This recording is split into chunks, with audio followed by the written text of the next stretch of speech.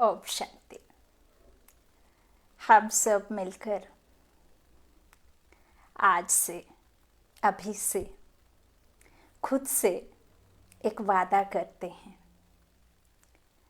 कि हर क्षण हर पल उस एक को साथ रखकर हम हर कर्म करते हैं। बात करने में साथ रखते हैं, चलते समय साथ रखते हैं, खाते समय साथ रखने का वादा खुद से करते हैं। उस एक की याद में खाना, उस एक की याद में सोना, उस एक की याद में रहना, उस एक की याद में चलना, हंसना, रोना, गाना, जो भी परिस्थिति आए, लेकिन सब कुछ उसको साथ रखकर। आप गाड़ी चला रहे हैं, पहले उसे बिठा लीजिए ड्राइविंग सीट पर, फिर आप ड्राइव कीजिए उनको साथ रखकर। साइकिल चलते हैं, साइकिल पर चढ़ने से पहले उन्हें साथ ले लें। स्कूटर चलाने से पहले, बस चढ़ने से पहले, पैदल चलने से पहले ले लें अपना हमदम, अपना साथी बनाकर उसको साथ चलने के लिए कहें। देखिए वो कैसे नहीं आता है। अपने घर में हर एक सदस्य के साथ में उसकी हाथ पकड़ा दीजिए, उंगली पकड़ा दीजिए।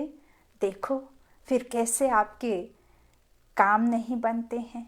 हम कहते हैं हमारे काम नहीं बनते हैं क्योंकि हमें उस पर विश्वास जो नहीं है, हम उस पर विश्वास करके भी नहीं करते हैं क्योंकि हमारा आत्मबल कमज़ोर पड़ जाता है, हमारा उस एक से भरोसा कम हो जाता है, कमज़ोर हो जाता है, जबकि वो तो सर्वशक्तिमान है, इस संसार का पालनहार है। आप एग्जाम्पल से समझिए, कई बार हम अपने परिवार में एक ऐसे किसी सदस्य को खो बैठते हैं जिसकी कभी आपने कल्पना नहीं की होती है और आपको लगता है मानो कि हम उसके साथ साथ ये शरीर छूट जाएगा। क्या वो शरीर छूट जाता है? नहीं छूटता। आप सोचते भी हैं, चाहते भी हैं कि हम नहीं बचेंगे, लेकिन फिर भी आप जीना करते हैं। तो वो शक्ति कहाँ से आपको मिलती है? वो शक्ति आपको वो ऊपर वाला देता है कि बच्चे, उसका था जाना, अभी तेरा जाना मुकर्रर नहीं है, तुझे नहीं जाना है। तो वो सहने की शक्ति वो सर्वशक्तिमान ही आपको देता है। आपने ना जाने कैसे कैसे दुख इस संसार में देखे हैं, मानो कई कई तो जीना भी नहीं चाहते हैं, इतना कष्ट में हैं कि वो अपना एक एक पल कैसे गुजार रहे हैं। आपको तो आपका साथी बन स्वयं सर्वशक्तिमान आपके साथ खड़ा है, कहता है सिर्फ मुझे याद करो, सिर्फ मुझे याद करो और देखो कैसे मैं तुम्हारी हर पल छत्र छाया बनकर, कैसे मैं तुम्हारी छाँव बनकर तुम्हारे साथ चलता हूँ। बस मुझे बाबा ही तो कहना है, शुक्रिया करना है, हर एक बात का सुबह उठकर याद करो, चलते फिरते याद करो। बस इतनी सी बात तो कहते हैं। अब कई कई बाबा तो कहते हैं, लेकिन कौन बाबा? किस बाबा की बात कर रहे हैं? क्या आपके दरवाजे पर कोई झोला लेकर आटा मांगने आता है या कोई हाथी लेकर आता है और कहता है कि आपके दरवाजे पर गजराज स्वयं आए हैं, आप उन्हें थोड़ा गेहूं खिला दो तो आपके बिगड़े काम बन जाएंगे? क्या बाबा उस बाबा को याद करने की बात कहता है? हम कहते हैं हम बाबा को याद तो करते हैं, लेकिन हमारा बाबा काम नहीं बनने देता। अरे जो आपके दरवाजे पर आकर के खड़ा हुआ है, जो गेहूं मांग रहा है, जो अनाज मांग रहा है, जो जानवर को लेकर के आया है और उसे भगवान की पदवी दे करके, उसका तो खुद ही झोला लेके मांग रहा है, वो कैसे आपका भरपूर कर देगा, कैसे आपको वो भरपाई कर देगा, कैसे आपके भंडार भर देगा, कैसे आपके बिगड़े काम बना देगा, जब वो खुद ही झोला लेके घर घर भटक रहा है। तो भगवान को पहचानिए, बाबा को जानिए, उन्हें समझिए कि वो कौन है निराकार शक्ति, वो कौन है निराकार राम परम पिता परमात्मा, वो कौन है, आपका रिश्ता उसके साथ में क्या है, वो कौन है जो हमें बार बार कह रहा है कि बच्चे अब मैं इस संसार में आ चुका हूँ, इकट्ठा कर लो, मुझे अपने प्रेम में बांध लो, अपनी प्रेम की शक्ति में बांध लो और मेरा भरपूर इस्तेमाल करो, मैं नौकर बनकर आया हूँ। जब एक सर्वशक्तिमान पिता बाप हमसे ये कह रहा है कि बच्चे बुद्धि से समर्पित हो जाओ, तो मैं तुम्हें 21 पीढ़ी के लिए धनवान बना दूंगा। तो क्या आपको वजन लगता है? क्या हम याद नहीं कर सकते? खूब याद कर सकते हैं। याद करना मुश्किल नहीं है, लेकिन उसे याद करना, उसका एक तरीके से याद करना। अब आपने कहा कि हमारा काम नहीं बनता, हम तो बाबा बाबा करते रहते हैं, लेकिन आपके मन पटल पर आपकी छवि किसकी बनी हुई है? आपके मन स्थिति में, मन पटल पर यहाँ किसकी छवि आपने बना ली है? क्या कोई मंदिर में विराजमान मूर्ति को आपने बाबा की पदवी दे दी है, या आपने किसी दरवाजे पर आए भिखारी को बाबा की पदवी दे दी है और मनन चिंतन उस बाबा का कर रहे हैं और आप निराकार को याद कर रहे हैं? तो आपके याद करने में फर्क आया तो आपके कार्य बनने में भी फर्क आएगा, जरूर फर्क आएगा। आपका एक तो निश्चय नहीं है, दूसरा हम कहते हैं कि हमारा काम नहीं बन रहा है। आपके अंदर विश्वास की कमी है, उस परमात्मा पर निश्चय करने की कमी है। आप करके तो देखिए, दिल से उसे, दिल वाले बाप को याद तो करिए। कैसे आपके काम नहीं बनते? और बाबा तो कहते हैं यदि काम नहीं बन रहा है तो उसका जिम्मा मैं लेता हूँ, क्योंकि मैं जानता हूँ कि मेरे बच्चे के लिए क्या भला है और क्या बुरा है। हम बच्चे नहीं जानते हैं कि हमारे लिए क्या अच्छा है, क्या बुरा है। उसे याद करने का तरीका ये नहीं है कि हम भक्ति के कृष्ण को याद कर रहे हैं, भक्ति के हनुमान का रट्टा लगा रहे हैं और भक्ति काल के राम को याद कर रहे हैं और हम कह रहे हैं कि हम तो ज्ञान में चल रहे हैं। आप भल भक्ति करिए, मंदिर भी जाइए, आप पूजा पाठ भी कीजिए, लेकिन अपनी सोच को बदली कीजिए कि हम खुद का पूजन कर रहे हैं। अरे हम जिसे मंदिर में जाकर के पुकार रहे हैं, जिसे बुला रहे हैं, उसे तो पता ही नहीं है कि हम उसे बुला रहे हैं, क्योंकि वो तो है ही नहीं, वो तो खुद बन रहे हैं, वो तो खुद ही मांग रहे हैं कि मुझे अब वैसा बनाओ। तो जब तक हम यथार्थ नहीं समझेंगे और जब तक हम उसे नहीं जानेंगे, तब तक आपके काम कैसे बनेंगे और कैसे हम इन चीज़ों पर विश्वास कर लें?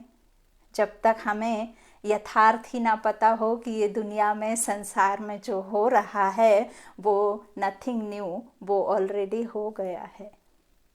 जो हमारे साथ हर क्षण हर पल हो रहा है, जो भी हमारे साथ घटनाएं घटती हैं या खुशियां आती हैं या जो होगा या जो होने वाला है, हम यदि यही परमात्मा के महावाक्यों को याद रख कर के सोचें कि वो हुआ था सो हो रहा है, तो वो हमें शायद सहन हो जाए, हम उस रियलिटी को एक्सेप्ट करते चले जाएं। हम बाहर की दुनिया में सुख ढूंढने में 24 घंटे लगे हुए हैं, कागज के टुकड़ों में अपना पूरा जीवन बिताने पर लगे हुए हैं। फिर भी हम भरपूर नहीं हैं, जबकि वो तो हमारे साथ जाना ही नहीं है। हम संतुष्ट क्यों नहीं रहते कि हमारे पास में 2 टाइम का भोजन और 2 टाइम का कपड़ा पहनने के लिए है। और सुबह की सूरज की किरण भगवान हमें दिखा रहा है। एक जीवन जीने के लिए नया दिन, नया जीवन, नई जिंदगी हमको रोज दे रहा है। क्यों हम खुशी नहीं हैं? क्यों यदि हमें छोटा सा दर्द हो जाता है तो हम पूरे टाइम उस दर्द को लेकर के घर में, बाहर, फ्रेंड से, रिलेटिव से, सबसे बताते फिरते हैं कि मुझे दर्द है, दर्द है, दर्द है। तो वो दर्द आपका यहाँ रहता है तो वो दर्द इतना हाई हो जाता है कि आप सहने की शक्ति को ख़त्म कर बैठते हैं, आपको सहन नहीं होता है। क्यों आप उसके अपोजिट नहीं कहते कि दर्द नहीं है, दर्द ख़त्म हो गया, दर्द ख़त्म हो रहा है, दर्द ख़त्म हो गया? ऐसा क्यों नहीं हम कहते हैं? हम दवा खा के क्यों कहते हैं कि ख़त्म तो होना नहीं है, हम खा रहे हैं? क्या है ज्ञान? क्या है ज्ञान? कुछ भी नहीं है। ज्ञान सिर्फ इतना ही है कि अपनी सोच को बदलो, नकारात्मक सोच से सकारात्मकता की ओर जाओ, पॉजिटिव की ओर बढ़ो, पॉजिटिव रहो, हर एक बात में हर एक का कल्याण देखो। विश्व में जो भी जगह जगह से ये सीन आ रही हैं उसमें कल्याण देखो, क्योंकि जब अति है तो अंत ज़रूर होना है, और अंत तो होना ही है। हाय हाय करने से कोई भी चीज़ आपके हिसाब से चलने वाली नहीं है। चाहे आप अपने रिलेशन में कह लें, चाहे आप अपने जॉब में कह लें, चाहे आप अपने किसी भी तरह से किसी भी जीवन के किसी भी पड़ाव में आप बदली अपने हिसाब से करना चाहेंगे तो वह होगा, लेकिन उसकी याद में रह करके संभवतः होगा, और होता है प्रैक्टिकल में। आप भोजन करते हैं, आप यकीन करिए, प्रैक्टिकल में अपना एग्जाम्पल आपको दूं। एक समय ऐसा था जब मैं ज्ञान को नहीं जानती थी, ज्ञान में नहीं आई थी, तब रोज़ कोई ना कोई बीमारियां घर में चलती थीं, कुछ ना कुछ प्रॉब्लम्स होते थे, कुछ ना कुछ छोटे मोटे तो चलते हैं, वो तो लाइफ है और ये कलयुग है तो हर एक के साथ में होता है, कोई नई बात नहीं है। कोई मुख से दिखा देता है, कोई एक्सप्रेशन से दिखा देता है, कोई नहीं दिखाता है, लेकिन होता सबके साथ में है। कोई अपना कर्म समझकर उसकी अफजाई अदा करता रहता है कि ये हमारा ही है तो हमें तो देना ही पड़ेगा। कई उसे समझते नहीं हैं और उसको कोसते हैं और उस ईश्वर को कोसते हैं, जबकि वो तो हमें दुख देता ही नहीं है। उसी से सुख मांगना और अगले ही पल उसी से कहना कि क्यों दुख दे रहे हैं, ये हमारी गलती है। आप सभी जानते हैं कि संसार का 1/3 हिस्सा पानी है और 1 हिस्सा में दुनिया है। ठीक वैसे ही हमारा शरीर 75 to 80% वाटर से है, बाकी तत्वों से है। 5 तत्व में सबसे ज़्यादा पानी का है, तो पानी सबसे ज़्यादा आपके लिए फ़ायदेमंद है। इवन आपका सिर में दर्द होने का भी कारण है कि कहीं ना कहीं पानी की कमी होना, जिनके सिर में दर्द होता है। आप पानी को रात में बाबा के कमरे में या जहाँ भी आपका ऐसा स्थान हो जहाँ पावरफुल वाइब्रेशंस होती हैं, जहाँ हम पूजन पाठ करते हैं ना, वहाँ के वाइब्रेशंस बहुत पावरफुल होते हैं। चाहे आप भक्ति में हो, चाहे आप शक्ति में हो, चाहे आप ज्ञान में हो, चाहे जैसे भी हो, लेकिन उस स्थान के वाइब्रेशंस बहुत पॉजिटिव होते हैं, बहुत पावरफुल होते हैं। क्योंकि आप जब पूजन करते हैं, जब बाबा के ज्ञान में रह कर के ध्यान करते हैं, जब बाबा से शक्तियाँ लेते हैं, तो वो एरिया, पूरा एनवायरनमेंट शक्तिशाली होता है। यह बात सच है। इसीलिए हमें मंदिर में एक शांति मिलती है, क्योंकि वहाँ का वाइब्रेशंस आपको अपनी तरफ, शक्तिशाली जो भी हैं वो अपने तरफ खींचता है। हमें भास ना आती है कि उस तरफ जाना है। तो यही आपके घर के उस कमरे में भी शक्ति रहती है जिस कमरे में आप सदा पूजा पाठ करते हैं, बाबा का ध्यान करते हैं।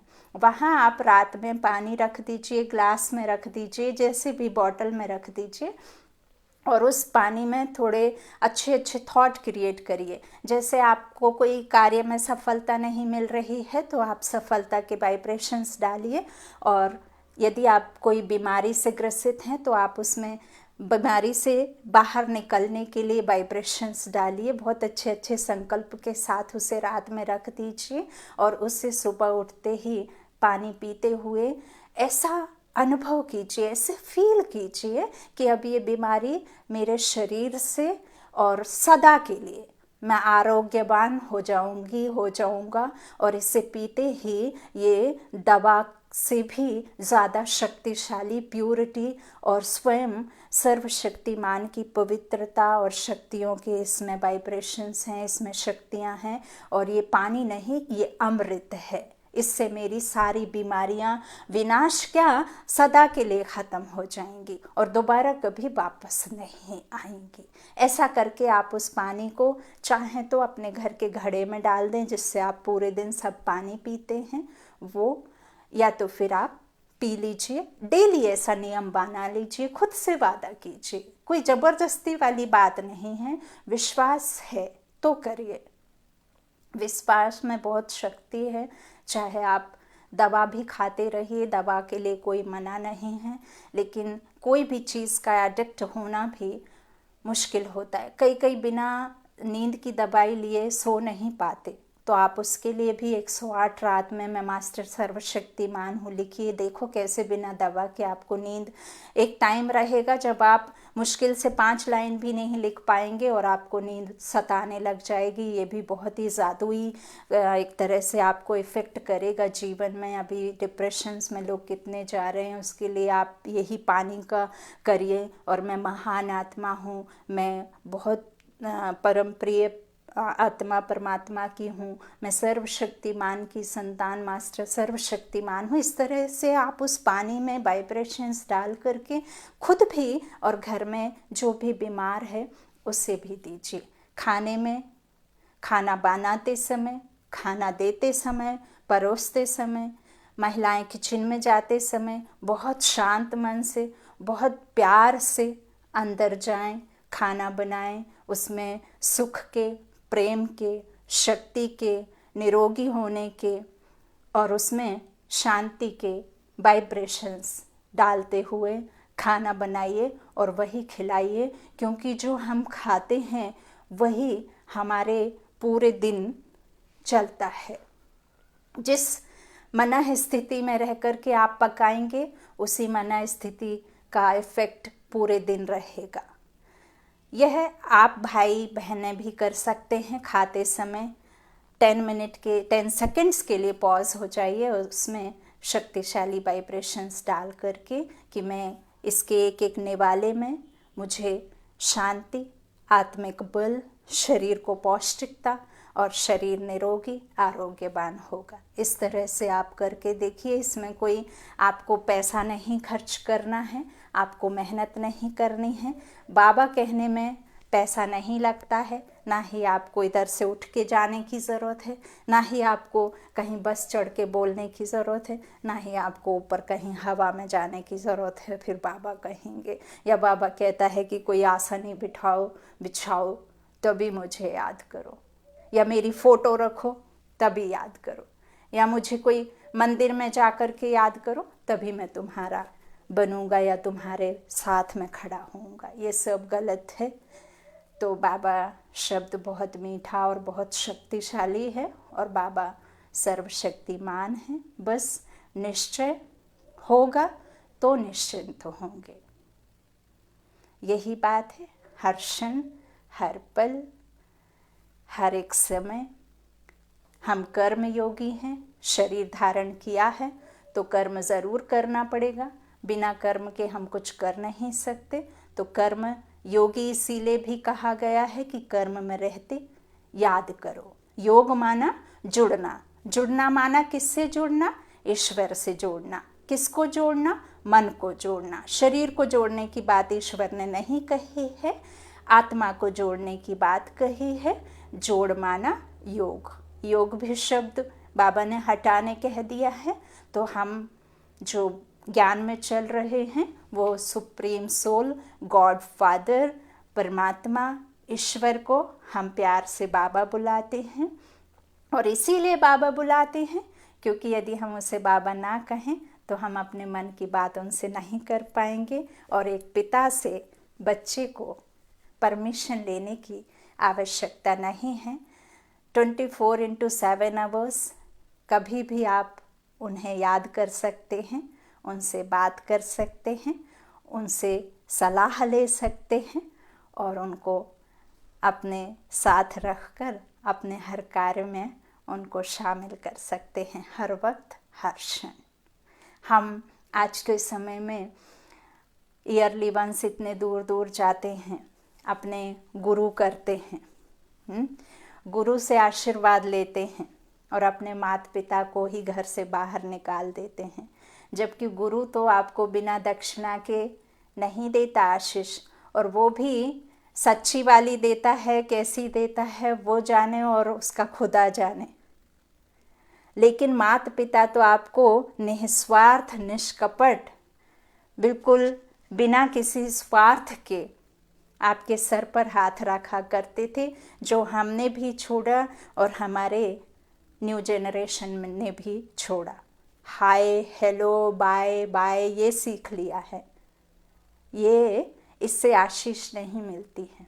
अपने बच्चों को संस्कार सिखाएं, झुकना सिखाएं, माता पिता के चरणों में झुकना सिखाएं। उन्हें संस्कार ऐसे दें कि 100 लोगों की भीड़ में भी उनको शर्म ना आए कि मैं अपने बड़ों के सामने झुक रहा हूँ। सब कुछ सिखाइए, हाय हेलो भी सिखाइए, लेकिन समय प्रमाण अनुसार कहाँ हाय ज़रूरी है, कहाँ बाय ज़रूरी है, कहाँ प्रणाम करना ज़रूरी है, कहाँ नमस्ते करना ज़रूरी है। ये हमारे यहीं के संस्कार हैं। इन्हें आप फॉरेन कंट्री से कंपेयर मत कीजिए और अपने संस्कारों को भूलिए मत। आज के समय में जितना ज़्यादा कपड़ा उतना गरीब, और जितना कम कपड़ा उतना अमीरी समझा जाता है। जितना ज़्यादा फटा कपड़ा उतना अमीर है, और जितना ढका कपड़ा उतना गरीब समझा जाता है। रियलिटी फेस की कोई नहीं देखता। आजकल ना जाने क्या क्या चल गया है, जो एक चेहरे पे ना जाने कितने चेहरे लगाकर लोग चलते हैं। गाने भी बहुत सारे इस तरह के बने हैं। तो बस यही टॉपिक है कि बाबा कहने में मेहनत नहीं है, खर्चा नहीं है, कोई शक्ति नहीं लगती है। कोई भी इस तरह का आपको परेशान होने की ज़रूरत नहीं है कि आपको भीड़ इकट्ठा करना है तभी याद करेंगे, या आपको कोई ऐसी जगह पर बैठ कर के याद करना है। कुछ भी नहीं। ना टिकट लगना है और ना ही कहीं जाना है। बस उस निराकार परमात्मा को याद करते रहिए।